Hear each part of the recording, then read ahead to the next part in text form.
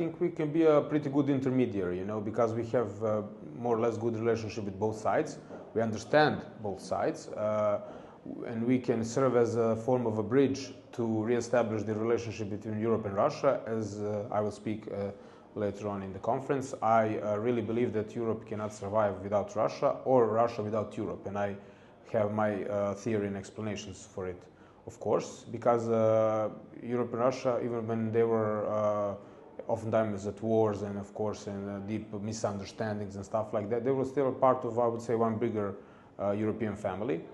And in a sense, that cannot be erased by some, let's say, 80 years of you know, Cold War and things we have had in the last 30 years with the unipolar moment and with the rise of China and stuff like that. So I think the re-establishment of those connections is crucial and vital for the survival of Europe as a whole, because otherwise I think Europe is destined to be a colony of, in a way, of course, the United States, but nonetheless of maybe China in some sense regarding economics, maybe even partially by Russia and its interest, you know, particular interest, of course, and maybe even other, you know, with the influx of migration and the speeding up the processes of demographic change. You know, Europe is in a pretty bad situation, and therefore I would like it to be preserved, of course, because I see unfortunately similar processes and tendencies in my own country, and it's not a problem we can only solve in one country. You know, it's always spilling over from one place to another, so we have to eradicate it like on the highest possible level. Mm-hmm. And well, what about the enemies? So you are speaking about what we are, yes, of course, where we can merge ourselves. What do you see as an enemy, if we have actually enemies? Of course. And how do you think we can solve it? Yes. So my basic theory is that Europe was divided as a result of the end of the World War II into basically two more or less separate parts. One was taken by the Soviet Union, and one was taken by the Western powers, that is US and NATO, later on European Union. And Europe was a victim of this separation, I would say. The Soviet Union is long gone. The Russia we see today is merely a shadow of the Soviet Union, and it resembles the old Russia, as we can say. It's starting to return to its traditional values, to its old imperial practice, I would say, in a way. And Russia is still trying to find its identity, I would say. On the other hand, we still have the formal or informal occupation of the Western Europe. So NATO never dissolved like the Warsaw Pact, and we got the EU, the European Union, as the new LGBT version of the Soviet Union, with more or less the same goals.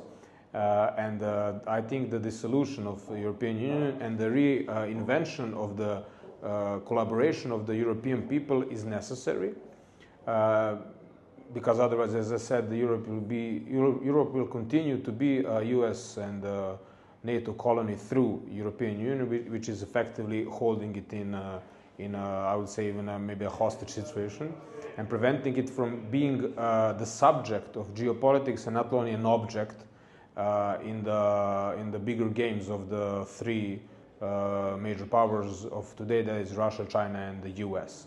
So I believe that we need to effectively end the Cold War by ending all hostilities towards Russia, but also ending this type of European organization, and of course dissolving EU and NATO in its form, and re-establishing a relationship with Russia on a different level, because otherwise I believe we will continue to be basically a playground of the bigger powers, of course the globalists and any other entity that want to use Europe for their own interest, and that we cannot expect anything good from in the end. Mm-hmm.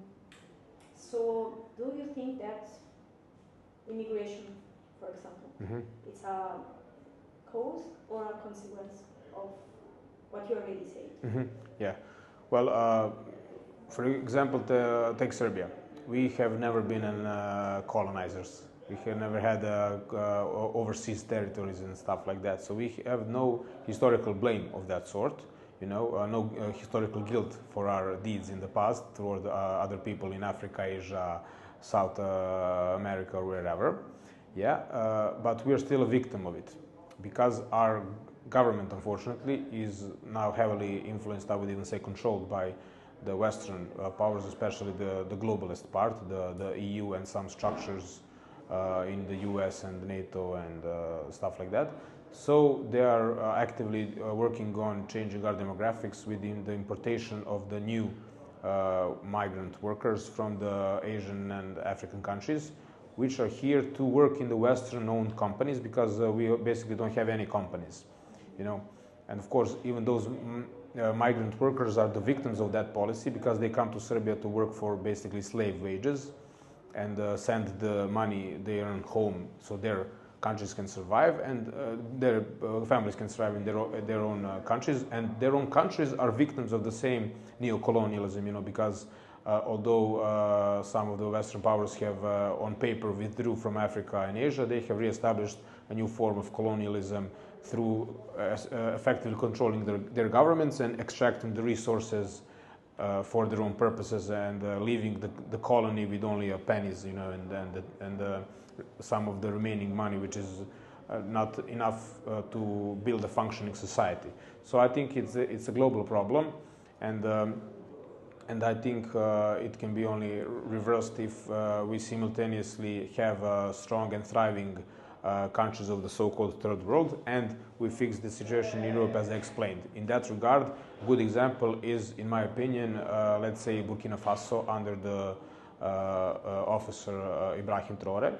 So with help of Russia, he basically kicked out the French occupation troops and the so-called advisors and every other presence in terms of companies that were exploiting their natural resources. And we see Burkina Faso slowly but steadily progressing and building a more humane, more normal functioning society. So I think that's kind of the recipe for the future, because otherwise we are all doomed, and nobody will be happy and satisfied unless of course, with the exception of the golden billion or whoever is planned to lead the world in the years and decades to come.